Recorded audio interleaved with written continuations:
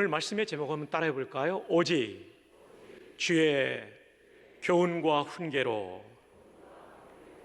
우리가 어린이 주일을 맞이하면서 어린이들뿐만 아니라 청년을 포함한 우리의 다음 세대를 어떻게 부모로서 신앙을 가진 부모로서 잘 그들을 선대하고 또 양육해 갈 것인가, 또 그들을 지지할 것인가에 대해서 오늘 성경 말씀을 통해 배우기를 원합니다. 오늘 성경은 첫 번째로 자녀의 소유권이 주님께 있다라고 말씀합니다. 한번 따라해 볼까요? 자녀의 소유권이 주님께 있습니다. 그래서 오늘 본문의 소리가 어렵지 않게 발견할 수 있습니다. 에베소서 6장 4절을 한번 보십시다. 또 아비들아 너희 자녀를 노엽게 하지 말고 오직 주의 교훈과 훈계로 양육하라. 제가 강세를 주어서 읽은 부분이 오늘 첫 번째로 중요한 우리의 관심을 던져야 될 부분입니다. 이 부분을 다시 비교해서 본다면 너희 자녀와 주의 교훈과 훈계로 양육이 대꾸를 이루고 있습니다. Your children과 the discipline and instruction of the Lord가 대꾸를 이루고 있어요. 너의와 너희와 그리고 주님의가 대꾸를 이루고 있죠. 헬라말로 보면 휘몬 너희라는 인칭 대명사와 주님의라고 하는 큐리우라는 이 명사가 대꾸를 이루고 있습니다. 분명히 우리가 낳은 자녀입니다. 나의 피를 물려받았고, 그리고 어머니들 경우는 내 몸속에서 10달을 키운 자녀이고 내 젖을 물리고 애지중지 키운 내 자녀이지만 오늘 성경은 뭐라고 말씀하고 있냐면 주의 교훈과 훈계로 양육하라라고 말합니다. 그 이유는 무엇일까요? 소유권이 내게 있지 않고 주님께 있다는 것이죠. 그래서 주의 교훈과 훈계로 양육하라고 말씀하고 있는 거죠. 그럼 우리는 무엇일까요? 우리는 자녀에 대해서 누구일까요? 우리는 하나님께 자녀를 맡은 청지기입니다. 우리는 청지기로서 잠시 맡아서 키우고 그리고 그들을 독립시켜야 될 책임이 있는 하나님의 종들로서 부모의 역할을 하고 있는 거죠. 절대로 우리가 우리 자녀들의 인생의 주인이지 않습니다. 주님이 주인이십니다. 여러분의 자녀가 잘 될 때 주님께 영광을 돌리며 그의 인생을 이끌어 주심을 감사하고, 여러분의 자녀가 고난에 봉착하게 될 때 너무 안타까워하지 마십시오. 조바심을 피우지 마십시오. 우리 주님의 손 안에 있는 자녀는 주님께서 책임져 주실 것이기 때문에 우리는 기도하면서 그 시간을 믿음으로 감당하며 자녀를 격려하며 감당할 수 있기를 주님의 이름으로 축복합니다. 몇 주 전 제가 여러 차례 말씀드렸던 저의 평생의 사랑의 빚을 저에게 지게 만들어주신 정말 훌륭하신 주일학교 선생님이 세상을 떠나셨습니다. 하나님 나라에 가셨습니다. 이 선생님과 저는 3번의 에피소드가 있습니다. 1968년도 제가 처음 교회 나갔을 때 선생님이 저를 맞아주셨고 주기도문과 사도신경을 가르쳐 주셨으며 암송케 해주셨습니다. 두 번째 에피소드는 1969년에 제가 교통사고가 났을 때 초등학교 2학년 때였습니다. 아버님이 근무하시던 약국 건너편에 있는 병참학교에 가서 아이들과 놀다가 저녁 때가 되어서 길을 건너오다가 택시에 치여서 대퇴부 골절이라는 중상을 입게 되었습니다. 무려 병원에 6개월 입원을 하게 되었죠. 그래도 하나님 은혜로 이 다리로 제가 건강하게 지금까지 살아올 수 있었던 건 정말 놀라운 은총입니다. 그때 대전 선병원이라는 정형외과에 제가 입원해 있을 때 이 선생님께서 찾아오셨어요. 저에게 2권의 어린이 신앙 도서를 선물로 주셨습니다. 어린이 철로 역정과 하늘나라 이야기. 하늘나라 이야기는 어린 소녀가 그네를 타는 이 장면만 기억나고 기억이 안 납니다. 그러나 어린이 철로 역정은 많은 대목이 기억납니다. 그중에 가장 인상적인 장면은 기독도, 지금 번역은 크리스천으로 번역되어 있는데요. 이 크리스천이 무거운 짐을 어깨에 걸머매고 골고다로 올라갑니다. 십자가 앞에 섰을 때 부활하신 주님의 광채가 비추면서 이 사람의 등에 메어있던 그 무거운 짐이 풀어지고 저 계단 아래로 떨어지는 그 장면. 50년이 지났지만 아직도 이 장면이 제 머릿속에 남아있어요. 저는 그때 느꼈어요. 예수님이 사람의 죄를 속죄하시는 분이구나. 이 책을 주신 분이 바로 이 박순경 선생님, 박순경 권사님이세요. 두 번째 에피소드죠. 세 번째 에피소드는 1971년도에 제 아버님이 돌아가셨는데 제가 굉장히 상심을 했습니다. 제가 외아들이고 사랑을 많이 받았기 때문에요. 아버님의 부재는 정말 저한테 고통스러운 순간이었죠. 그래서 모든 것이 싫었고 교회도 안 나가게 되었어요. 이때 매주일마다 12달, 1년 12달 찾아오신 박순경 선생님. 본인이 못 오시면 아들, 막내 아들인 제 친구를 보내셔서 저를 찾으셨어요. 제가 1년을 버티다가 저도 사람이기 때문에 너무 미안해가지고 1년 만에 교회를 다시 찾게 됩니다. 여러분 아십니까? 여러분의 담임 목사가 1년을 교회에 빠진 장기 결석자 출신이라는 사실을. 너무 미안한 거예요. 그래서 나갔는데 그때 은혜를 받고, 그리고 고등학교 2학년 말에는 목사의 소명을 받고 오늘 이 자리까지 서 있는 거죠. 제 생에 잊을 수 없는 선생님이시죠. 최근에 돌아가셨어요. 우리 교회 주일학교 선생님들 가운데도 아버지 돌아가시거나 부모가 이혼하거나 경제적으로 어려운 집의 아들과 딸들, 오랫동안 빠지는 자녀들을 포기하지 않고 그들을 주께로 인도할 수 있기를 바랍니다. 제2, 제3의 박순규가 될 겁니다. 저는 입관 예배에 참여해서 조사를 하면서 지금의 얘기 세 번의 에피소드를 말씀드렸어요. 그러면서 이 말을 덧붙였어요. 쉰들러 리스트라고 하는 영화에 보면 2차 세계대전 당시 나치의 히틀러가 유태인들을 무차별 살해할 때 오스카 쉰들러라는 범랑 그릇을 만드는 공장의 사장이었던 오스카 쉰들러는 이 사람들을 살리기 위해서 나치 군인들에게 돈을 주면서 한 사람씩 살려내죠. 그리고 자기의 직원으로 쓰게 되죠. 무려 이 사람이 살린 유태인이 1100명이 넘습니다. 굉장한 거죠. 전쟁이 끝났을 때 오스카 쉰들러와 1100명의 직원들은 헤어지게 되죠. 이때 유태인들은 너무나 고마워가지고 금반지를 만들어줍니다. 포로처럼 사는 그들에게 금이 어디 있었겠어요? 소중한 자기의 치아를 뽑습니다. 그리고 치아를 덮고 있는 금을 모두 모아가지고 금반지를 만들어 드린 거예요. 그리고 금반지 안에는 탈무드에 이 문장을 새겨두었습니다. Whoever saves one life saves the world entire. 한 생명을 구하는 사람은 누구든지 전 세계를 구하는 것이다. 제가 이 얘기를 입관 예배 때 조사로 하면서 박순경 권사님은 저 한 사람을 구했지만 저 한 사람만 구한 분이 아니라 제가 14년 동안 군목으로 있으면서 3천여 명의 장병들이 제 손으로 세례를 받았는데 다리의 와를 통하여 복음을 전하고 믿겠다고 하는 사람만, 그리고 믿겠다고 하는 사람 중에도 세례 받겠다고 하는 사람만 주었는데도 3천 명의 세례를 주었는데 권사님은 박성규 한 사람을 살림으로 3천여 명의 장병을 살리신 분입니다. 여러분 3천 명을 살렸다고 했는데도 아멘이 이렇게 없어요. 그리고 오늘의 부전교회라고 하는 교회를 섬기는 목회자를 살린 분이십니다.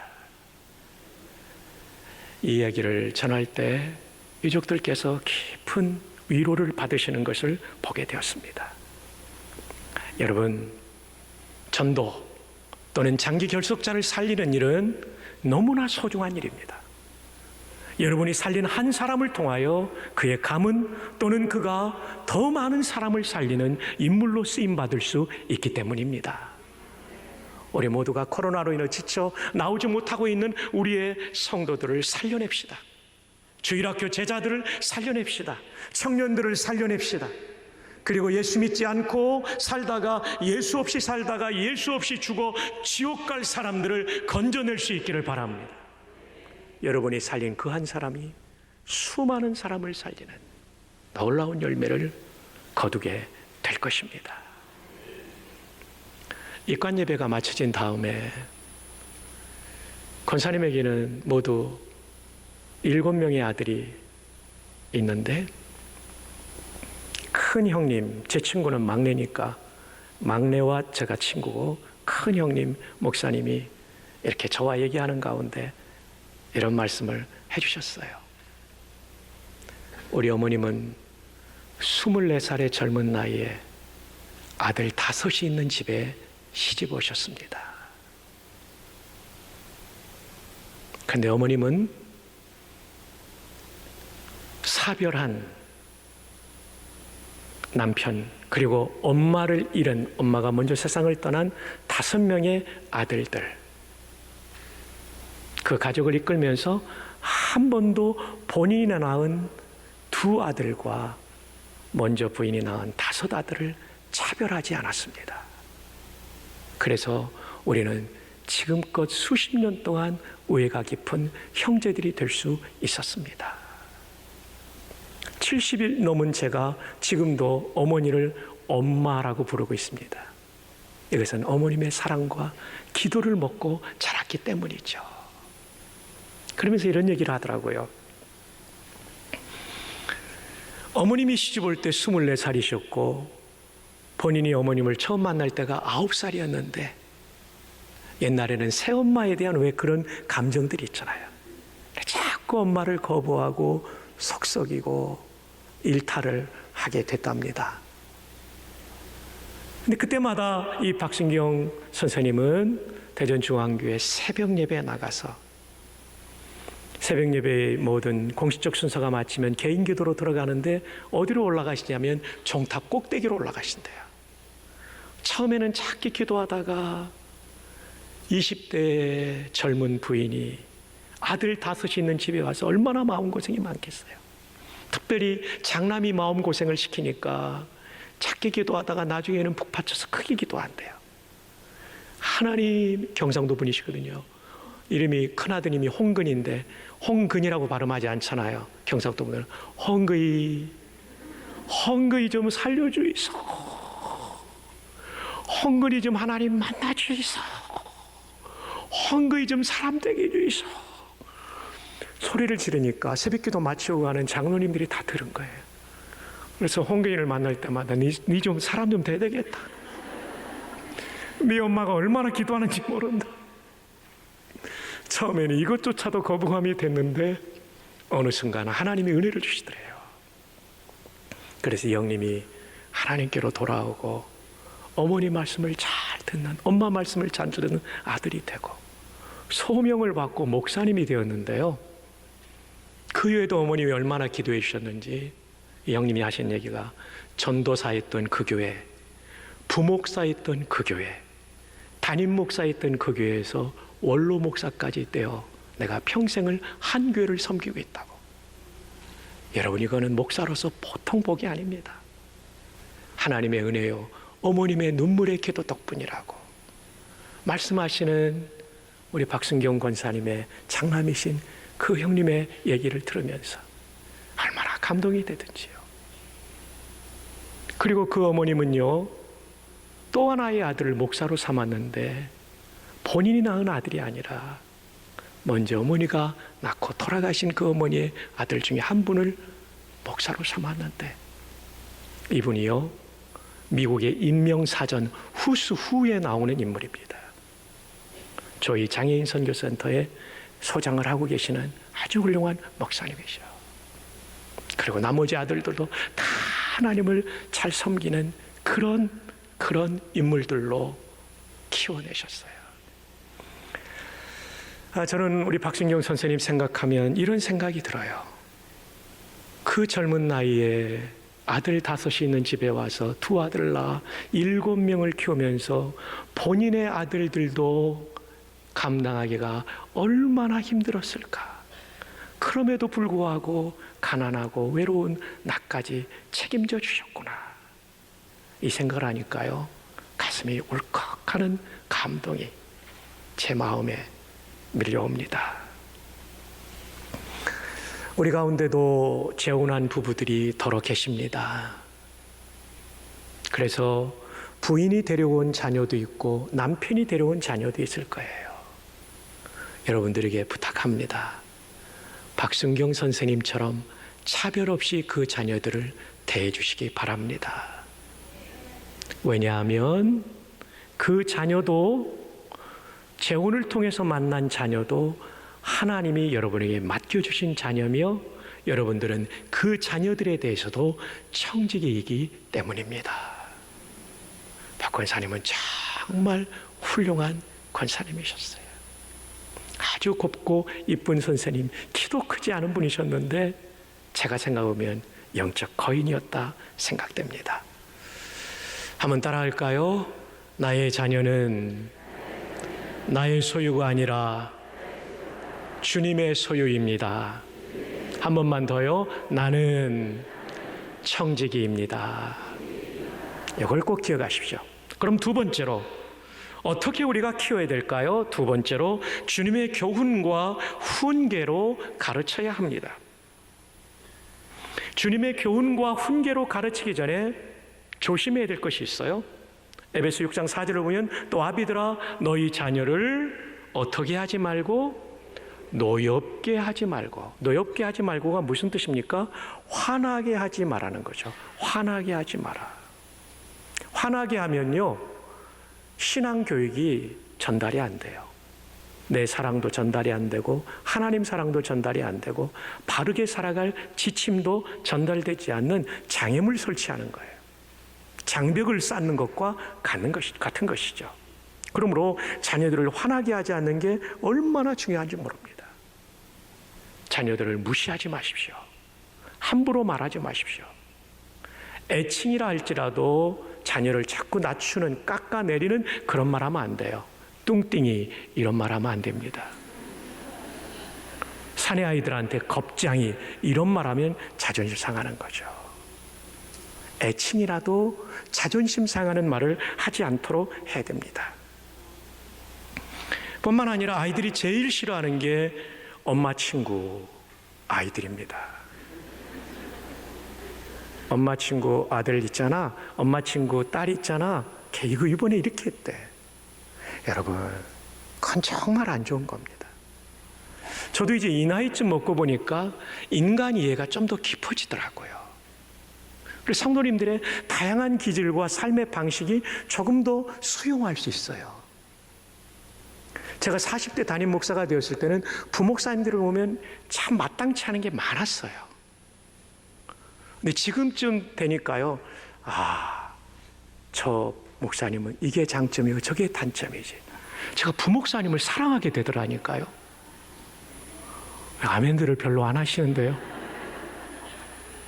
그리고 젊은 부목사님은 전부 제 아들, 딸 뻘이에요. 이제는 아비의 심정을 가지게 되더라고요. 그래서 그 부족한 부분은 내가 잘 보완해줘서 이 부목사님 훌륭한 한국교회 지도자가 돼야지, 이런 마음을 가지게 되는 거죠. 노엽게 하면 화나게 하면 안 됩니다. 사람은 다 다릅니다. 여러분의 뱃속에서 태어난 아이라 할지라도 그 기질이 다 다릅니다.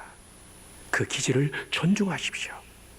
옆집 아이와 절대로 비교하지 마십시오. 옆집 아이와 다른 아주 특별한 존재로 하나님께서 여러분의 자녀를 만드셨습니다. 아멘. 이 시각이 매우 중요합니다. 자녀들의 미래에 대해서 너무 조바심을 가지지 마십시오. 어떤 식물은 1년에 열매를 내지만 어떤 식물은, 또 나무는 5년, 10년 만에 열매를 거두기도 해요. 어떤 건물은 6개월 만에 지어지지만 이 건물 같은 경우는 시공 기간만 3년 6개월이 걸렸던 거죠. 여러분의 자녀의 미래에 대해서 너무 불안해하지 마시고 그 자녀의 주인 되시는 하나님을 의지하며 기도하며 격려하는 부모님들이 될 수 있기를 주님의 이름으로 축복합니다. 자, 노엽게 하지 않는 게 중요한데 그 다음 뭡니까? 6장 4절 하반절에 오직 주의 교훈과 훈계로 양육하라. 교훈과 훈계, 한마디로 말하면 성경으로 양육하라는 거죠. 여러분의 세속적 가치관이 아니라 여러분의 가정의 문화가 아니라 그보다 더 중요한 성경으로 자녀들을 양육하고 대할 수 있기를 바랍니다. 송월타월 박병대 회장님과 함께 식사하면서 제가 수년 전에 물어본 적이 있었어요. 박 집사님의 신앙의 비밀은 무엇입니까? 주저없이 아버님 박찬수 장로님, 우리 부전교회 원로 장로님이셨죠. 아버님 박찬수 장로님께서 성경 읽을 것을 아들에게 권했다는 겁니다.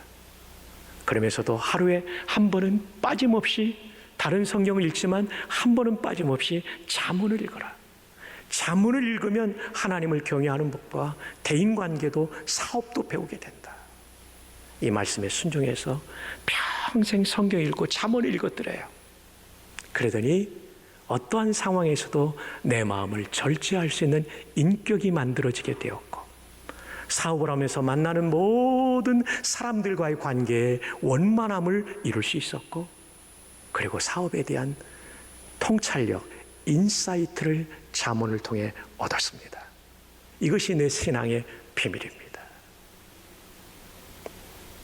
저는 그제서야 박병대 집사님을 이해하게 됐고 송월이 계속해서 하나님의 기업으로 쓰임받는 이유를 알게 되었습니다. 사랑하는 여러분, 여러분의 자녀들이 성경 읽는 자녀들 되게 하십시오. 이것이 여러분이 줄 수 있는 최고의 교육이며 유산이 될 것입니다. 말씀을 맺습니다. 오늘 말씀은 두 가지 포인트입니다. 첫 번째, 내 자녀는 나의 소유가 아니라 하나님의 소유다. 이거 우리 꼭 기억하십시오. 하나님보다 먼저 기뻐하지 말고 하나님보다 먼저 안타까워하지 마십시오. 그리고 하나님께서 일하실 자녀의 미래를 꿈꾸며 기도하십시오. 두 번째, 오직 성경으로 자녀들을 양육하고 자녀들이 성경의 사람이 되도록 가르치십시오. 그럼 여러분의 자녀손들은 이 시대를 새롭게 할 인물, 아니 더 중요한 하나님을 영화롭게 하고 본인 자신도 보람 있는 인생, 수많은 이웃들에게, 인류에게 유익을 끼치는 인물이 될 것입니다. 이렇게 하실 수 있기를 주님의 이름으로 축복합니다.